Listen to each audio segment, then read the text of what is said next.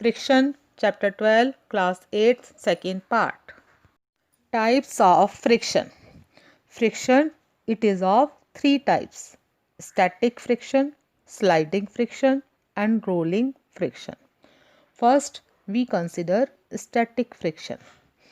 When we apply a force on a body to make it move and it does not move, the force applied is balanced by the force of friction.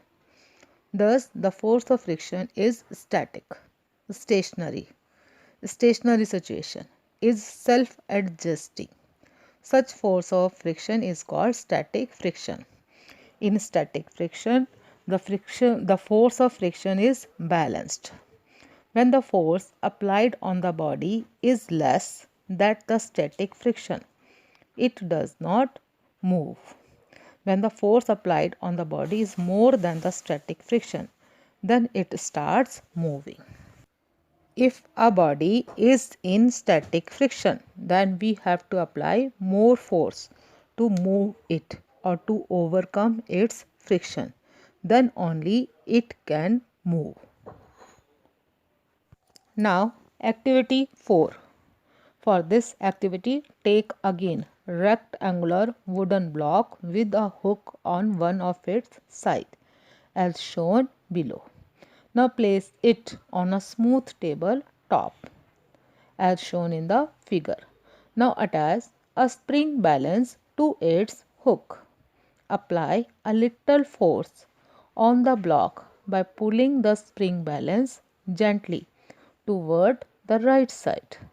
And now you have to observe what will happen.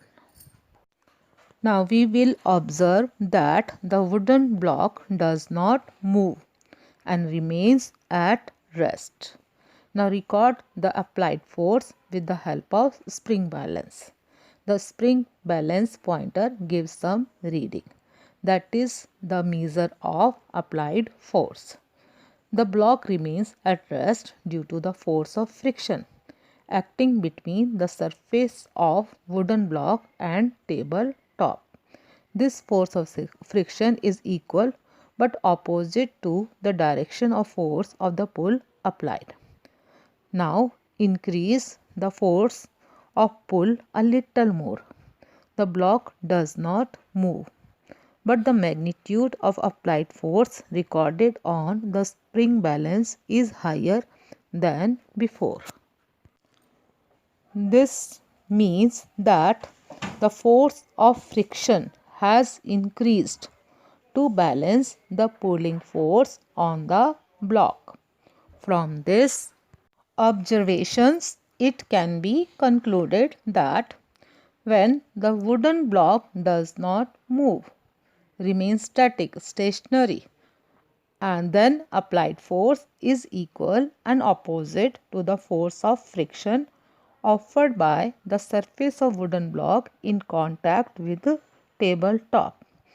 In a way, the force of friction is in static situation is self-adjusting. Such a force of friction is called static friction.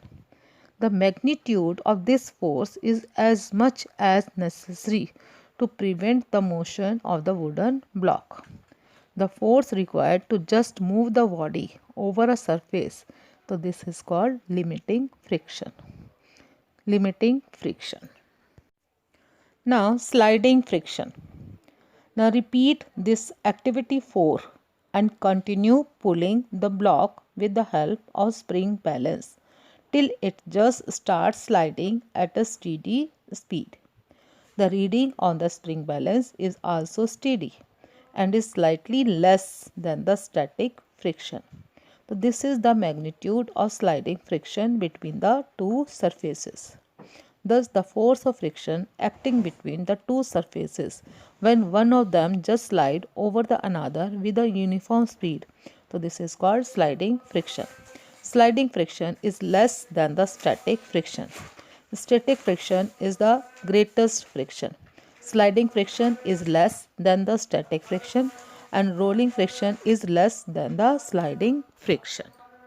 Rolling friction.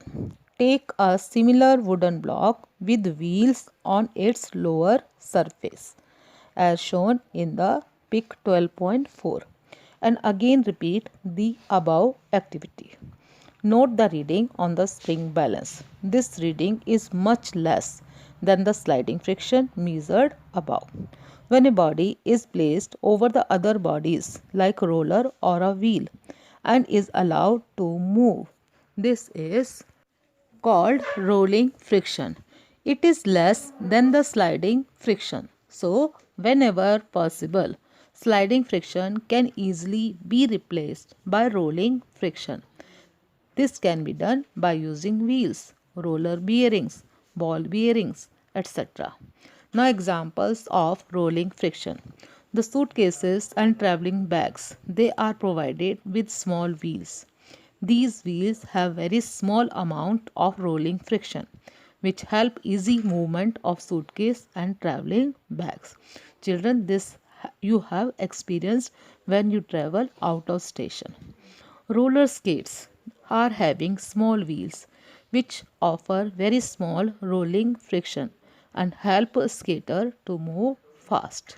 Those children who are using roller skates, they know this fact much well. Friction in liquid and gases. Children, we have seen that solid exerts friction when their surfaces move relative to one another. Liquids and gases means fluids. Liquid and gases together are called fluids. Also exert friction on the bodies moving through them. However, they offer much less friction as compared to solid surfaces. Now we will do activity 5. Now aim is rub your dry hands together. Now put your hands under the tap and let water fall on them. Try rubbing them now. In which case is it easier? Rubbing of dry hands and rubbing of hands under water. Now children, you will observe rubbing of hands under water offers less friction and rubbing of hands under water is very easily we are able to do. Now the topic is friction in water. When an object moves through water, it experiences the force of friction. Now we will do activity 6. The aim of the activity to show that liquids also exert friction. Materials required: plasticine, 2 jars and water. Now method or procedure: take plasticine and make 2 equal sized balls of it. Fill 1 jar with water and keep another jar empty.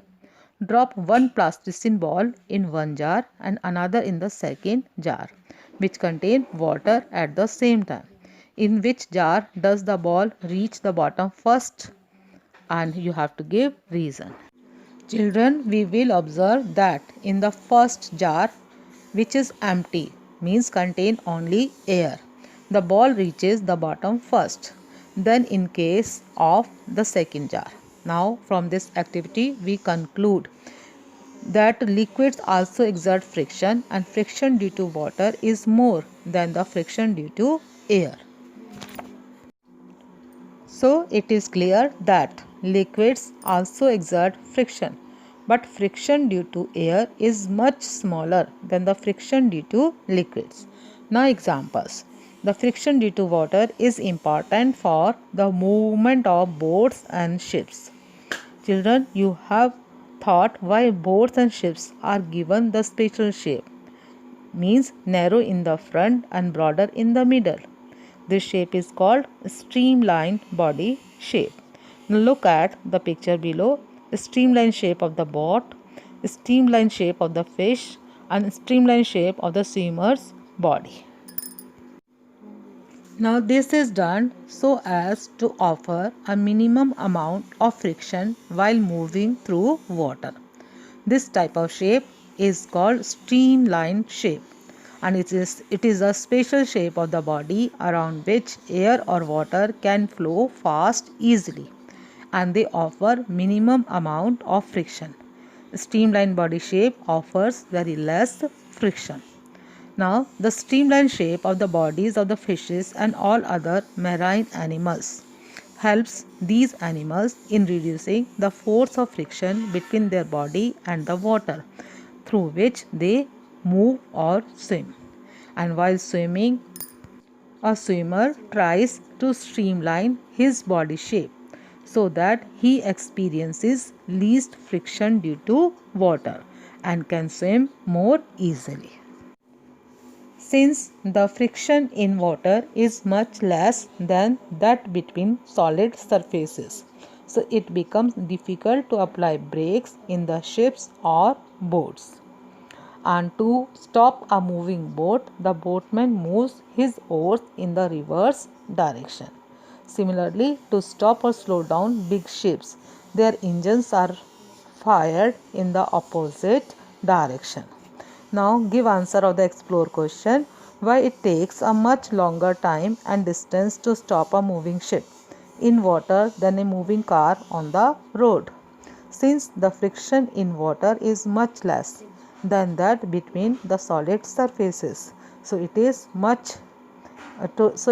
a much longer time and distance to stop a moving ship in water than a moving car on the road.